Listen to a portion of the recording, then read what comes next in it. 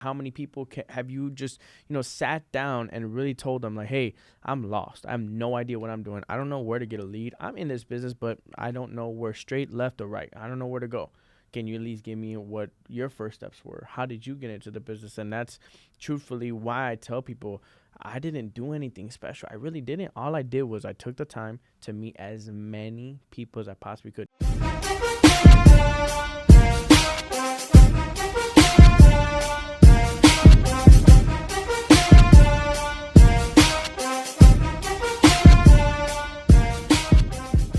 What's up, everybody? It's your boy, Justin Rodriguez, your favorite lender here in Neighborhood Loans, and we're back with another episode of Cafecito Talks. And as you see, we got our Cafecito here, and we're super excited to announce this guest.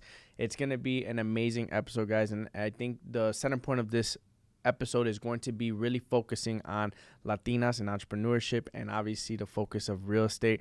And this guest is the epitome of that, as she has really taken the leap in joining the real estate force in the world. It is crazy. People say 9 to 5, but it's 9 to 9, 24/7, and it's definitely an amazing world that I personally wouldn't leave. But I commend her for taking this leap of faith and joining us in the real estate world. So I want to introduce Celina. So thank you so much for joining. Thank you, Justin. Thanks for those words. I really appreciate them, and I really appreciate you giving me the space to share a little bit about what it's been so far. For sure. And I think the main thing I like to do whenever I start the episode is just kind of getting a little background on you, your whole entire journey. I know yours is a little bit unique. You were actually in the home buying process, which kind of motivated you to get into the field that we're in right now. So give me a little background on yourself. What do you currently do for your job? And then, like, how did you get into the real estate space?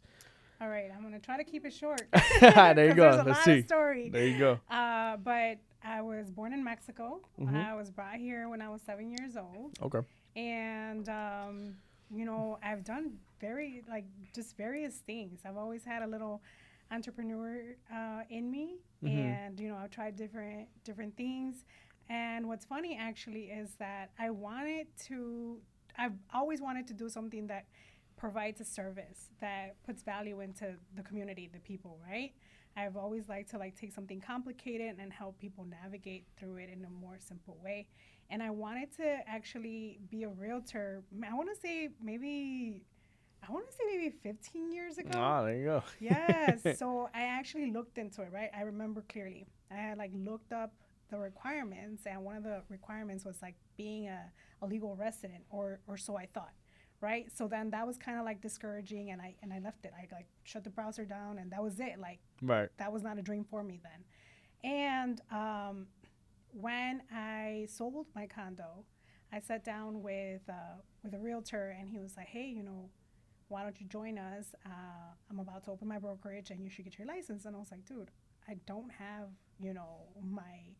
my legal status yet." And he's like, "What do you mean? There's a lot of people out here." And I was like, "What?" Oh my God. You would think in this world of technology, but it just wasn't something that I was pursuing anymore. So I was definitely glad to find out that it wasn't really a requirement. So I went for it. Sure enough, I set the goal for, to become a realtor in 2023, and I got my license last November. And I think it's beautiful because I think a lot of people could relate to that. I think a lot of people who obviously don't have the residency, as soon as they see that they're not able to do something, they might just shut down automatically. And that's why I always tell people the most important part for me in my journey is obviously meeting people. And that, just to show you, the right person at the right time got you to the path that you're at right now. And that's why for everybody, I like to tell, make sure you meet as many people as you possibly can, because you never know what one conversation could do to change your entire life. And as you see right there, that just completely impacted your life. But from that point moving forward, how was it for you? Because obviously, give a background on what you're currently doing for your job. Well, I am currently an operations manager at a women and minority-owned construction supply company, which I actually do like being part of too, because it's okay, we're kind of opening up our own ways. So that's what I do for my full-time job. Mm-hmm. And I try to balance and manage and dedicate as much time to real estate as possible. Whether I'm on lunch or whether it's a quick text at work, or or maybe some downtime or something, I try to manage. And also, I'm very grateful that my bosses are, well informed. As soon as I got my license, I sat down with them and I said, "Hey, listen, I got my license. I do plan to pursue this full time when, when the time allows. So I want you to know before, like, you start seeing anything. And then they were just like, okay, they were on for it. They were like, honestly, it's not surprising. From the first day you interviewed, you did tell us that, you're an entrepreneur, that you always have business going on, and that your ultimate goal is to, work for yourself. Right. So I'm really blessed on that part, because I know not everybody's the same. No, it's dope, and I think that's the cool part about it is not a lot of people will actually take that risk. And there was a quote that I just heard actually this morning. It was crazy. They were talking about entrepreneurs typically, the way that they think, okay, is they see opportunity in failure, and normal people see failure in opportunity. So the first thing that people see, normal people, they're automatically gonna be like, okay, if I take this jump, if I fail, this is what I'm gonna lose. Versus an entrepreneur is going to be like, okay, if I fail, I can get back up, and that's a learning experience. Now I could grow. And I think in your case, right, it's cool to see that even though you have your whole life in your career, you have a great career. You have a job that you probably like your staff, and you're probably getting paid very well. But in the back of your mind, you're kind of like that little voice inside your head is telling you, all right, let me take the jump. Like, let me take the risk, right? And I think everybody has that little voice. Everyone has that little, like, what if I do this? Or what at the end result, like, if I succeed in real estate, is that what I really want in life? Is that what I want to achieve? And not everybody listens to it. Right. And not everybody takes the jump. So was that little voice for you in that situation, was it telling you? And how long was that little voice telling you that you take the jump? I think I'm the queen of messing around and finding out. Because, yes, there's always constant debate in your head, right? When you're making a big decision, when you're making something that can possibly, like, change the comfort that you are currently in.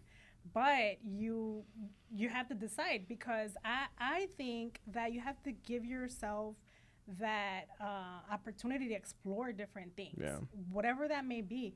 Because if you don't, they're going to live in your head anyway, half of the time. Right? Like, let's say I didn't get my license, and I'm sitting here watching everybody still doing their thing, and 5 years down the road, I'm living in regret. Like, what could it have been? Right? So... yeah, mess around and find out.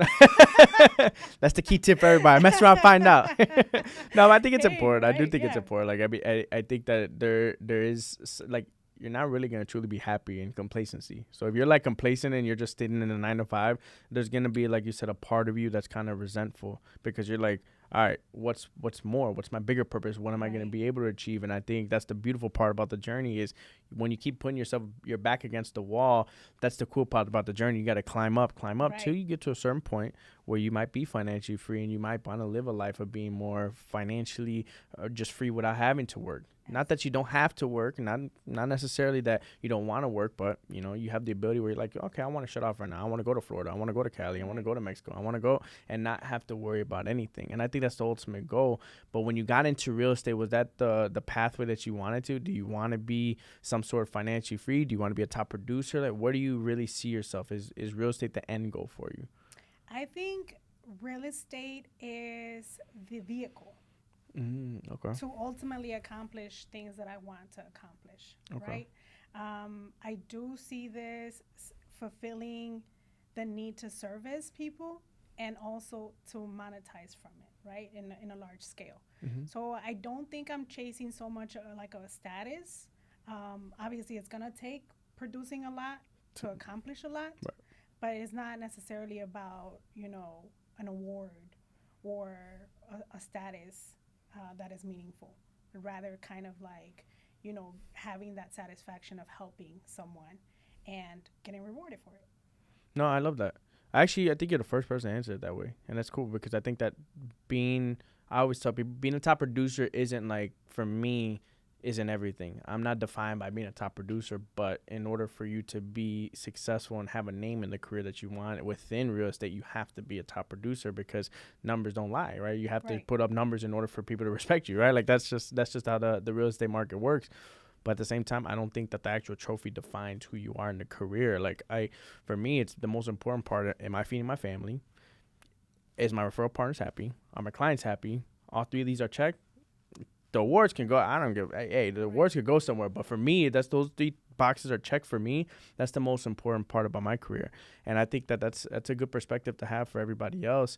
And one thing I respect about you and your journey, again, is you being a Latina. And I think that it is a little bit more difficult. Obviously, you have a son, and it's more difficult when you're playing the motherly role. And I think for me, the trip that I just came back from California. For me, you see your daughter, you see that, you want to be her to be a strong, independent woman, and to be able to accomplish all the things that she ever wants to accomplish. But at the same time, I know in the forefront that being a mother is almost like a natural instinct that you're going to have to be. And that's for a vast majority of the beginning parts of whenever you have a kid's years. You're going to be that forefront. You're going to be the head of the household, and just want to have that motherly instinct with your kid. So how is it juggling that part and being a mother, working full time, being a realtor, juggling all these different hats? How do you find the time to juggle all three of these things and being great at all three of them? Yeah. Well, I have a lot to say to that. I think, being a Latina gives you a sense of pride, and it also gives you a little bit more of encouragement because you don't see a lot of people like you that are doing, significant things. Right. So it just kind of fuels you to like keep pushing forward. So that's a part of like being a Latina. But I think that the motherly and the caregiver, the nurturing, all of that is just being a woman. I think we naturally want to take care of people and take care of things. But one really important thing that I realized not so long ago is that you have to include yourself in that bucket of things that you want to take care of. So you have to know when it's time to take a breath, to step back, to unplug, to recharge, or to reorganize things. We have the house to take care of. We have multiple things to take care of. You have to be okay with things not being 100% all the time. Because I think that that's also something that we do as women, where we want people to be, at their 100%. Like if something's happening, like I want to run and like make sure that he's taken care of. But I need to be okay with some things sometimes not being 100%. I'm learning to like let that rope go. Like fortunately, I guess, right? My son is an adult now, so he doesn't need as much attention as he would as a baby, as a toddler, or maybe even a teenager. So I think I've learned to like kind of let go of that a little bit. Like I'm still here for him for whatever he needs, but I need to allow him to have his own experience, right? But how did you learn that? How'd you learn that? I think it's just self, like looking within myself, and like just kind of like separating what sometimes society wants from us versus what we really should be doing, right? Because society can have a big influence on you, especially with social media, right? Where we're supposed to be perfect mothers, we're supposed to be perfect business women, we're supposed to be great at everything. And I think that you have to come to terms with, it doesn't have to be on anybody else's standards. It just has to resonate and satisfy your needs. That's important. And that's why I ask it, because I want other moms and Latinos to kind of hear what you're saying and really try to apply it for their own lives. So is there a specific moment where it was you were juggling everything, and maybe you were driving, or maybe you were getting out of work, or maybe you were attending to your son, or you were attending to something that you kind of like flipped a switch? And what made that switch actually flip? And was it obviously a lot of different things? Social media could be one of them. What was the main thing that kind of got you to realize that? I think it's different things. I was a single mom for, since my son was 3. So raising him on my own, and like I said, having different entrepreneurial endeavors, always kind of trying to juggle that and not knowing exactly how to prioritize the time. So I would like end up giving up whatever endeavor I was doing, because I always had a full-time job. Right. Like all the time, and a little side hustle. Always going. Yeah. So I think, for your own mental health, you have to kind of do a lot of introspect. You have to get to know yourself. And this might look different for you or for anybody else, but you have to kind of discover what is going to be okay with you. What version of you is okay with you, right? Because there is these ladies that like pack the perfect cute lunch for their kids. I was never that mom. Yeah. But then there was something in me that was like, you know, you kind of build a little bit of guilt. Yeah. Where it's like, oh, man, I can't even pack my son a lunch. Here's $2, you know, get yourself something from the cafeteria. Right. So I think you have to just kind of come to terms and really learn to like explore that within you, where it's like, hey, what am I good at, right? What can I do? I always try to speak life into my son.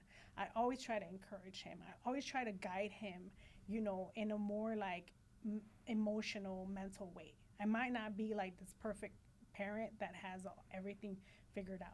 And I don't think that anybody really is. Right. So maybe that's the first step, Justin, to answer your question in a long version. Maybe that's the first step. Realizing that nobody is a perfect parent or a perfect anything. Right. You just have to find the way that works best for you. That's powerful. That's powerful. And I think the funny thing about what you're saying is that honestly, the best things happen when no one's watching. And what I mean by that is on social media, where you see the moms making the cute little lunch for their son, daughter, whoever it might be. But in reality, we don't know if they're doing that 365 days out the year, or how many days they're actually doing it. So we might see it. We put, you know, you might judge yourself, but you know, that could be deceiving. Social media might be saying one thing, but then the next day she ain't cooking anything, you know, like, and it's not to say like, I'm not talking about bad upon any mother that's doing that or posting on social media, but it's just perception is everything. As soon as you see that and you compare yourself, comparison could be the thief of all happiness. You look at it and you're like, oh my gosh, I'm not making anything for my son or daughter or my husband, partner, spouse. And it's like, okay, I'm a bad wife. I'm a bad mother. I'm a bad this. I'm comparing myself to other people. But in your eyes, it's the same exact thing where it's like, just worry about your own path. Worry about what's going to fit your needs and what your own self-fulfillment is going to be. And I think that's something for me that's honestly hard to kind of juggle, because I know that is going to shift every part of life. Figuring out what does 10 years from now Justin want, 20, 30, just to have an idea. And I know that path might change, but at least if I have an idea, I know what direction I'm going. Because at the same time, también, I don't want to just keep going straight, not knowing the direction I want to go. So I think that's something that it's hard to juggle over time, is understanding and recognizing when is time shifting, when is it time to like readjust my goals, when is it time to understand and realize I need to be more of a dad in this situation, or I need to be more of entrepreneurship mode, Justin, or I need to provide, or I need to do this. All those things are kind of hard to kind of juggle and figure out when is it to kind of shift your time and energy into these avenues. And to your point, it's figuring out, honestly, you have to figure out what you want for yourself, and then also analyze what your family needs at that point in time. It's not all going to be like, okay, your business needs all the attention right now, your family needs all the attention right now, you're not going to be able to do all of it. Right. But at that point in time, you kind of have to realize it. For me, my time is the gym. Every single day I go to the gym, I kind of self-reflect on myself. What am I doing good? What am I doing bad? Business and personal relationship, family, all that stuff. And every single morning in the gym, I kind of like tailor my day towards that. So it's like, okay, I've been focusing a lot of my business. Now I might be, hey, I've been working 9 to 9, 8. Next couple of days, I probably should get home for, you know, I don't have a partner or a kid, you know, like they're going to be gone, you know. But it's all about self-reflecting, making sure that you kind of have that self-fulfillment. But at the end of the day, it's happiness too. Like, why are you working? You know, what's the point of why are you working 9 to 9 if you don't really have an idea of where you want to end up going? Is it buying a house? Is it going on more vacations? Is it having a nice dinners? Is it more date nights, more times with your kid? Like, all those things are things I think everybody should write down. And when you got into the real estate world, I want to know, did you kind of have like a checklist where you're like, or not even a checklist, just to have an idea like, hey, I want to get into this real estate stuff so that way at one point in time I'm able to spend more time with my son, or hey, I want to get into this real estate world so that way at some point in time, you know, I have more time for myself. Even though up front it's going to be 9 to 9, I'm going to be working consistently super hard, but then hopefully I build a team to where this can be a little bit more self-sufficient and have more time for my family and friends. Or is it just you like the craziness? Some people like the craziness. You're like, hey, I like being on 24/7. You never know. Some people are like that, you know? No, I'm not. I'm actually not. And I'm not for that, you know, those hardcore mentalities. Hey, don't eat, don't breathe, don't sleep. Like, wait. You're like, bro, chill. No, exactly. No, that's not for me. And I do think there needs to be something that drives you that's more meaningful, right? That's going to also bring you back into reality. Like, okay, It's not just, head on, run, rush all the time.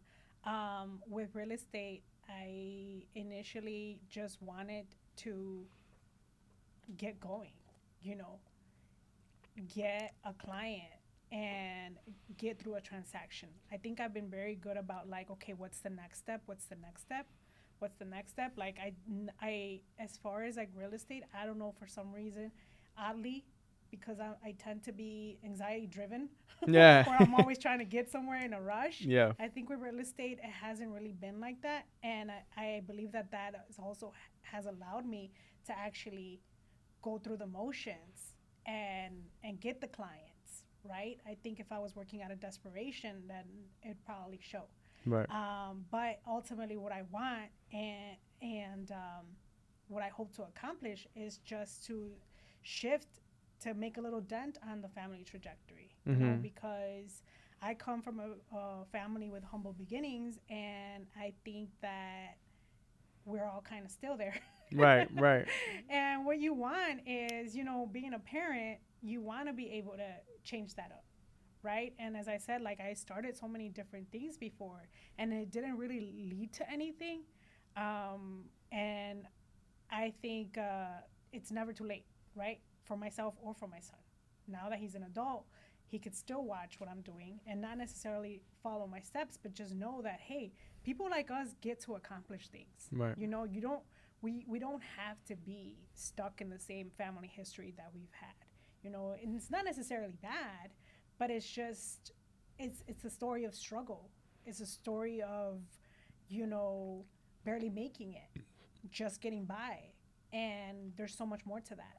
There's so much more to that, not necessarily in, the properties that you can own or anything like that, but the impact that you can have on your family line, right? Maybe my grandkids get to see a different side of their family history now. It doesn't have to be the same.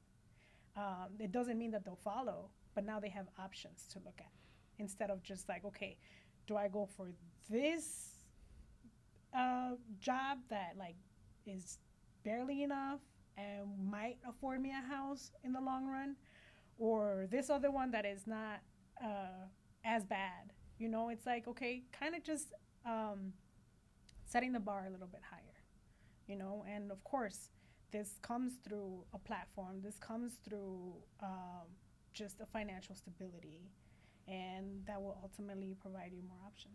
For sure. Do you have like a distinct memory for yourself that kind of drives you? Because I think everybody in their own way, whether that be a family experience, whether that be your own personal experience, do you have a distinct memory for yourself that helps you drive through the struggle, or something that you remember like, damn, that's the reason why I'm working today, so that my son does not have to struggle as much as me and my family did? Is there a distinct memory that you might have? I have a lot. Yeah.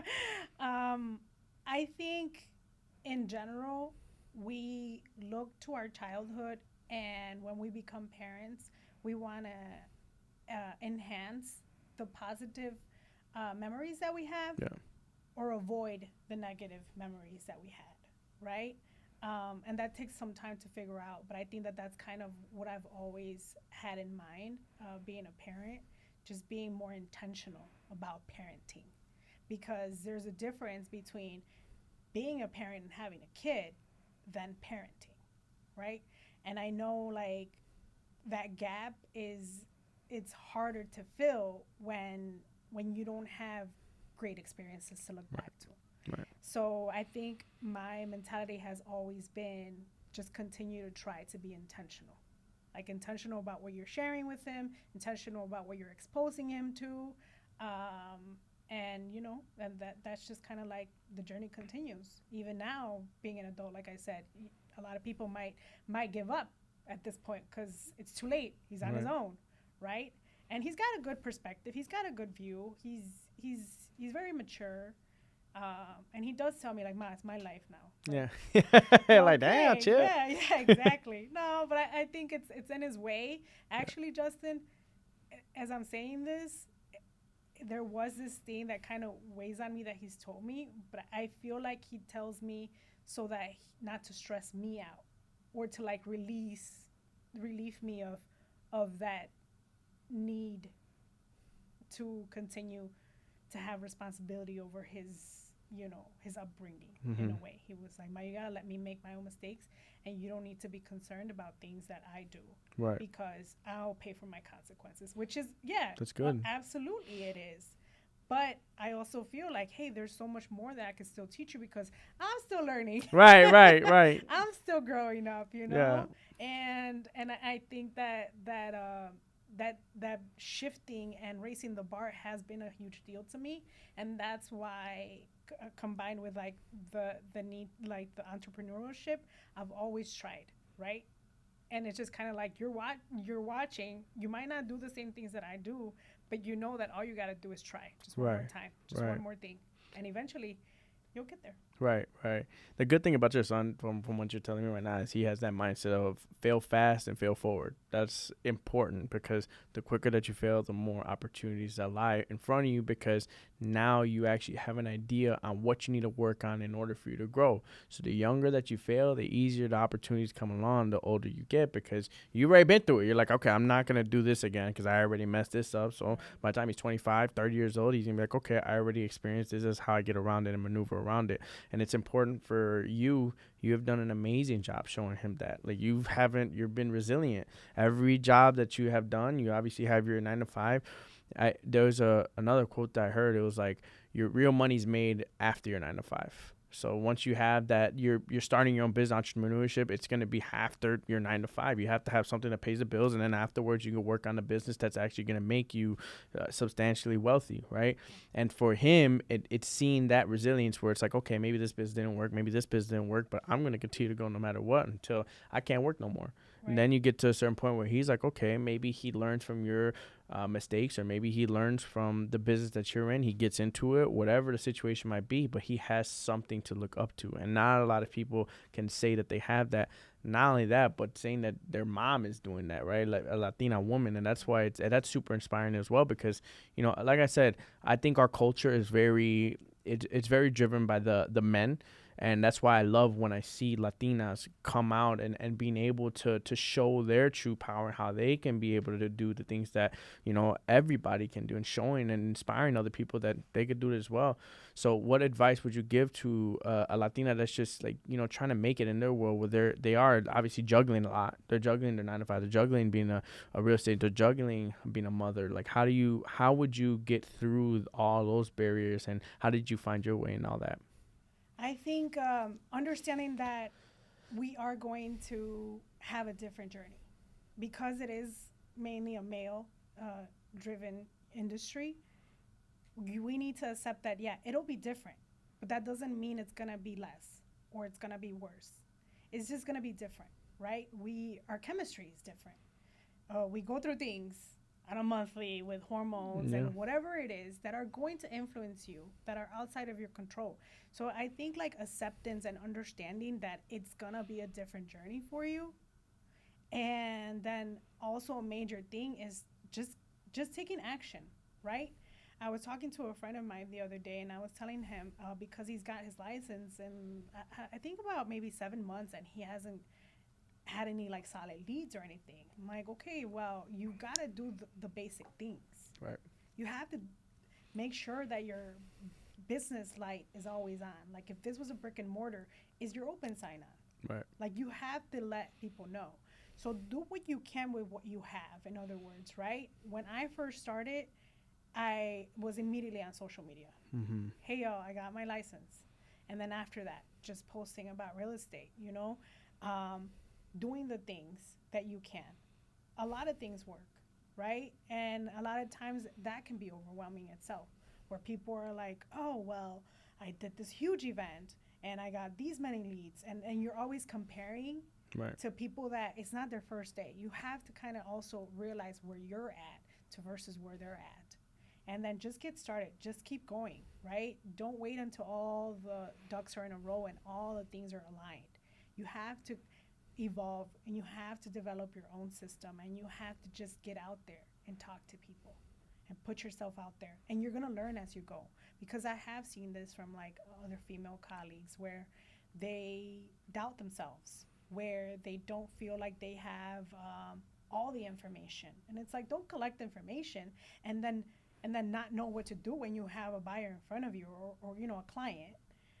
You have to go out there and just first kind of see what people need and see how they respond. Just say hi. I'm a realtor. Jeez, right. Do whatever you can. Like, that's gonna help you build confidence, right? Because that self-doubt creeps in. Like, for someone like me, that's like, okay, I don't really have like a big family or anything to depend on. I don't have anybody that's like constantly in my ear telling me like, hey, believe in yourself.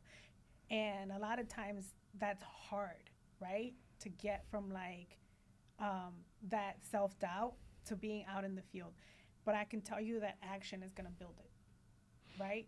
By talking to people and knowing that that wasn't so scary and that wasn't such a big deal. And as long as you're being a student and learning from it, then you're going to be good. You're going to be good. Just take that action. Hey, and maybe it's not for you, but don't give up before you even try. Right. Like, don't let the grandness of everything that everybody else is doing intimidate you into not even taking action and just giving up.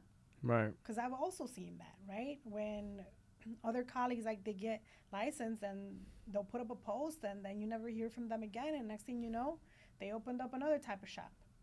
So you invested the time into getting educated, into taking that test, into getting licensed.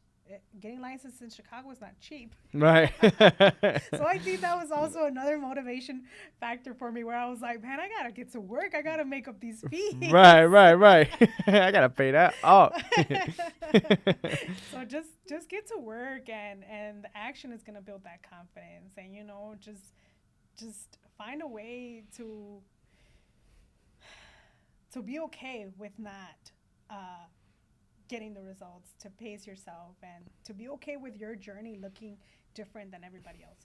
And I think what's ironic about it is that it's whenever you talk to somebody that's 7 months that haven't gotten a lead, it's like, okay, what have you done? Well, I don't know what to do, right? Like, I don't know what step to move forward. And it's like, well, a step forward is better than no step forward, you know, like just actually take a jump and take a risk. And I think the most important is people don't have guidance, and that's okay. But my biggest thing for people who say that they don't have guidance is like, where have you looked? We have an internet. It's free. You know, how many people are in the industry that you see on social media on a daily basis? How many people have you talked to that's in the industry to get advice on what they've done? Or how many people have you just, you know, sat down and really told them like, hey, I'm lost. I have no idea what I'm doing. I don't know where to get a lead. I'm in this business, but I don't know where straight, left, or right. I don't know where to go.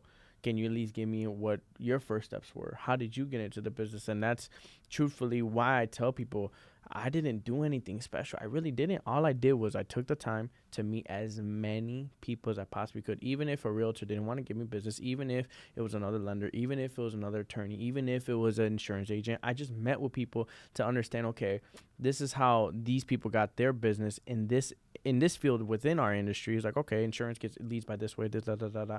And I learned, I'm like, okay, I could replicate some of this, right? I know I'm really good on social media. And I also know that these other agents do X, Y, and Z in order for me to get business. So I'm going to try and replicate it.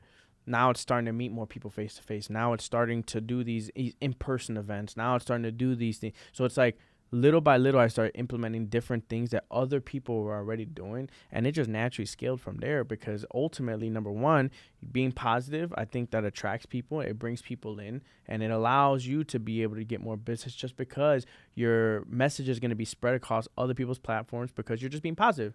Because other people like to be positive. They like to be motivated. So guess what? Now other people are seeing your page. They go on your page. They start scrolling. And then they start seeing, oh, this guy's a lender. Oh, nice. So now you're being exposed to other different things. So it's not just about real estate content. It's about exposing positivity about the message that you're trying to send. And then also, you're obviously going to have some real estate content there. So people are going to know and recognize that you're knowledgeable in the industry. They see that you close deals. And now they're going to want to do business with you, because people do business with people they like.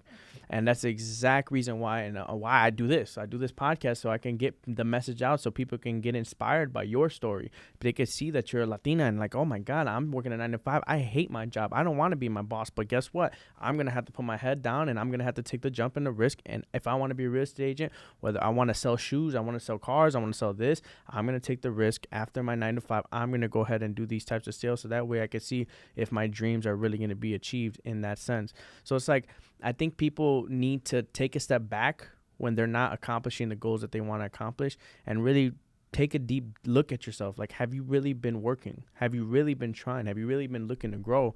I mean, I think I have never read a book in like the last ever. I'll be lying to you if I told you I read a book because I wanted to. Recently, I started reading books because I want to know what these people. You look at why millionaires, billionaires, what are they doing? They're telling you read more books. So guess what? I'm just gonna follow what they're doing. Hopefully, it works. If I get better, I get better. If not, then I just waste the time reading books. But you just try and recreate what other people who are already successful are doing, and it's not hard. Just recreate what they're doing, but in your own way, because no one is gonna be Justin Rodriguez, and no one's going to be Celina. That's the reality of the situation, because you are successful because you have your own personality, and people gravitate towards that because they want to do business with you because they like you.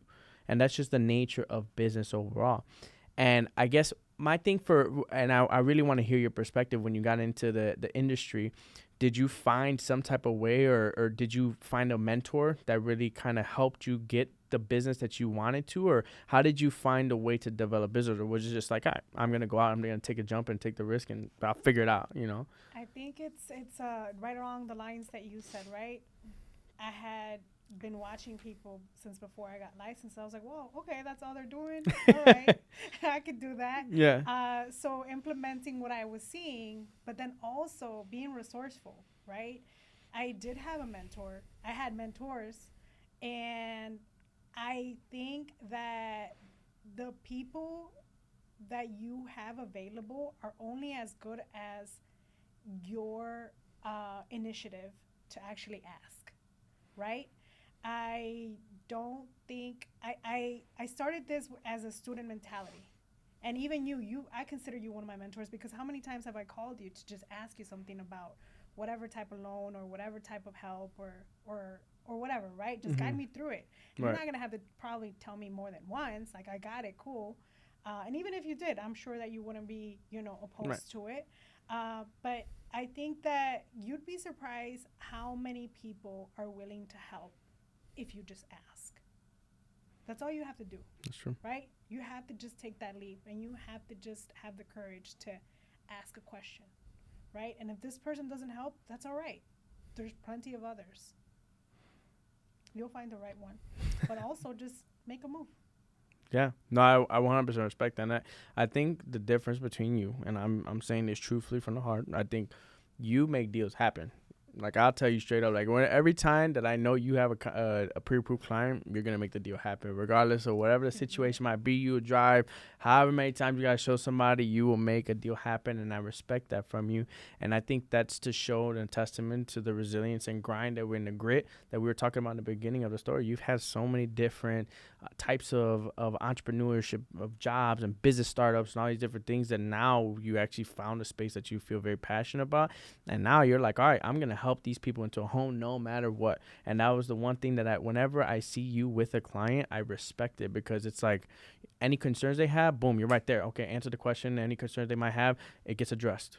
Attorneys, you make sure that they get the right attorney. Lenders, you make sure they get the right lenders. You ask the questions. If they tell you no, why is it no? How can I get a yes? If there's not a yes, okay, what can we do in the future to make sure they do get a yes? Like, those are the things that I've seen when I'm working with you with several clients, that not only me, Carmen, everybody in my team could recognize that, because you are a very resilient woman, and I really do respect everything that you've done for not only myself and my clients and my team. We really do appreciate all the business that you have done with us. We're continue to look into grow with you, and that's why I think our main importance is to try and help you get to where you want to be in your path and your journey within real estate. So for me and for everybody watching, what do you think your 5-year plan within the real estate industry is? My 5-year plan, it's kind of evolved. I think I also, I'm very grateful for you always being on top of things and always being willing. Before I answer your question, sorry, I'm kind of like going around. Yeah. Because I want to tell you that this need to really help people comes from being a consumer. It comes from, not getting the right answers, or getting vague answers, or kind of being brushed off, when all I was seeking was to feel confident in what I was doing. Because when you're a first-time home buyer, you're coming in kind of blindly. So if you don't have the right guidance, you're always going to be skeptical, and you're always going to be doubting yourself along the journey. Like, am I doing the right thing? Is this the right move? Is this the right time? Should I back out? I've been there. And I've had lenders that weren't that great. Mm-hmm. And I had to Google my own stuff, right? I also have dealt with a lot of realtors as a consumer. Mm-hmm. And I know what's a good realtor and what's not. So I want to be that to somebody. And even when I first started working with you, I'm not sure if you recall, I called you and I said, hey, Justin, this is what I'm looking for, man. Is this going to be you or not? Tell me right now. Because I am not about to send any of my clients to you if you're not going to be this type of person, right? Right. And I've been going to you since. Right. Because I kind of feel like if you find the right team that kind of has the same type of work ethic or vision for their business, because ultimately, yes, this is my business, and I get to choose who I'm going to bring in to serve as my client. Right. So that was really, really important to me. And what drove me to that was my own experience. Right. So I want to try to like help my clients have like the smoothest possible. That's Obviously, dope. It's not always like that, right? It's not. No, definitely not. But as long as it gets done, that's yes, it's gonna get done, and we're all gonna just take a deep breath at the end. Yeah. But I think that I would love to have a team.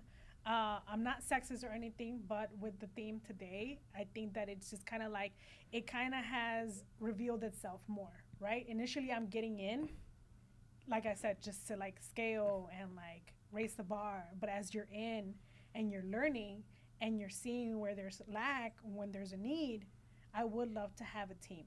I would love to have a team of women that are empowered, that are out here providing top-notch service, that are out here just, making a dent in the community and, are building something for themselves.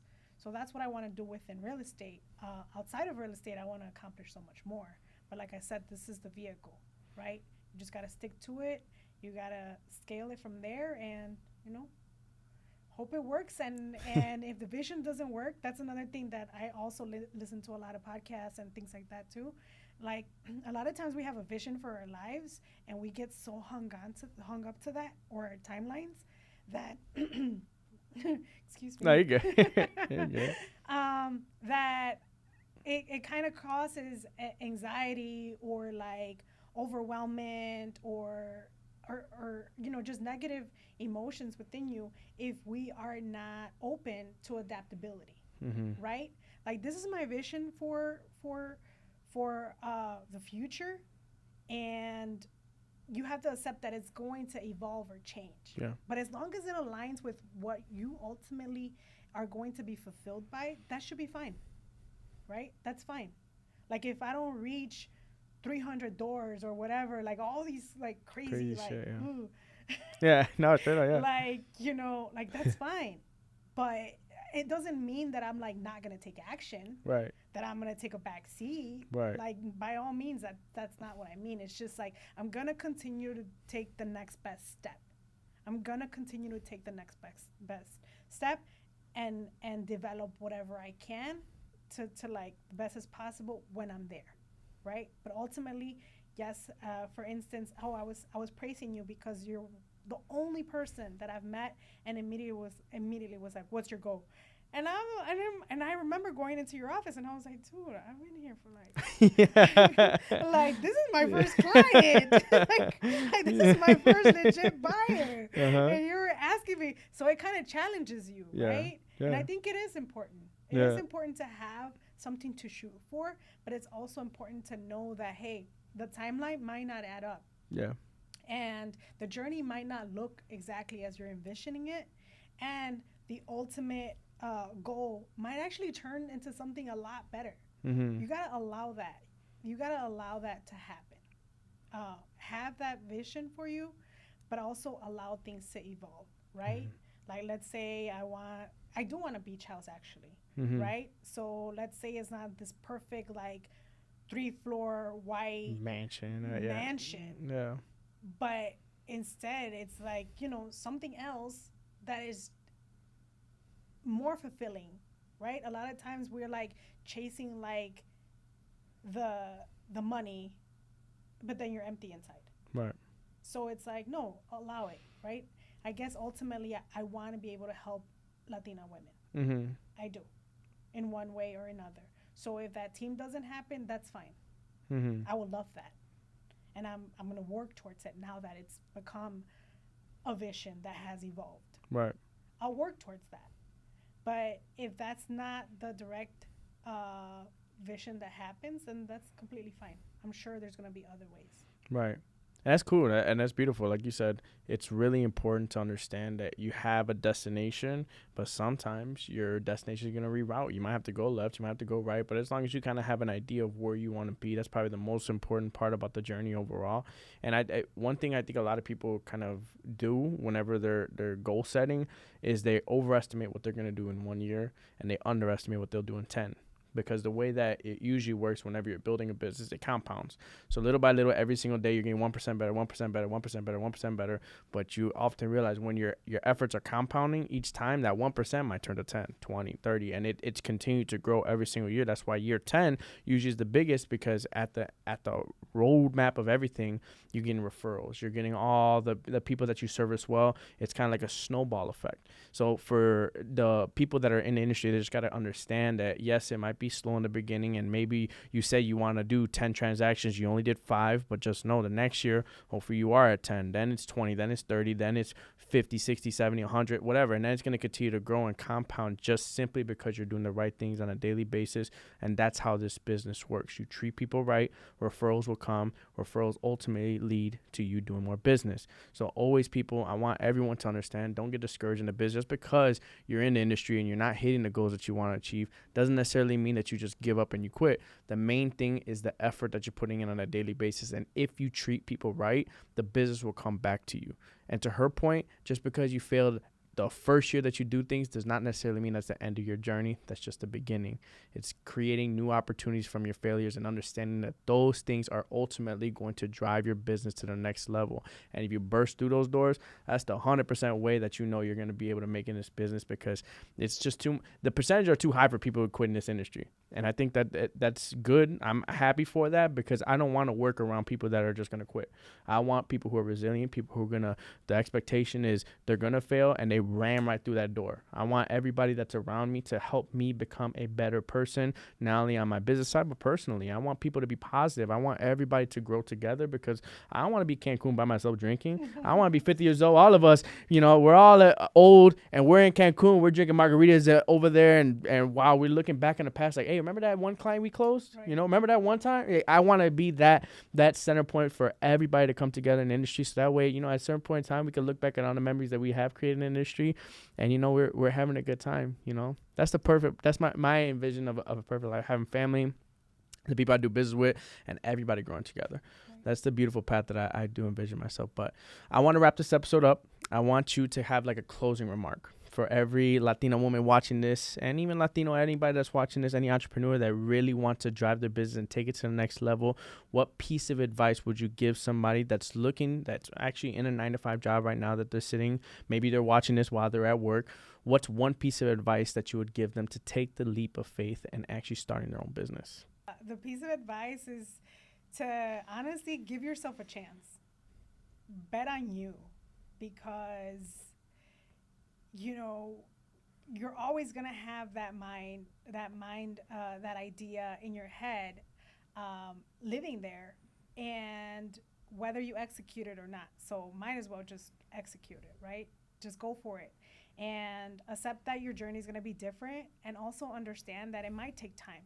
But then if it helps and you're sitting in a 9-to-5 right now, just remember how you started there. You might have started as an apprentice, as a minimum wage, and you've probably scaled, right? Because a lot of times, if you have this idea of becoming a realtor or exploring some kind of entrepreneurship, it's because you know that you can accomplish more. So more than likely, you've also been able to scale and get raises and get promotions at work. How long did that take? It wasn't like you joined a company and the next month you were CEO, right? It's gonna take that time. So it's gonna take that time, but it only starts with filling in that job application or getting your real estate license and taking action. For sure. Well, Celina, I want to say thank you so much for your time. It was definitely a pleasure. And everybody watching, If there's anything that you need from any of us, whether it be Celina or myself, we would love to help out in any way that we can. We always 100% thank you guys so much for the support. Of course, make sure you guys go get that cafecito. If you have not liked, subscribe, and turn on your post notifications, you could do that right now. And if you want more content, feel free to let me know on anyone that you might want on the show. But again, Celina, thank you so much for your time. Thank you for having me, Justin. Of course. My pleasure. Have a great one, guys.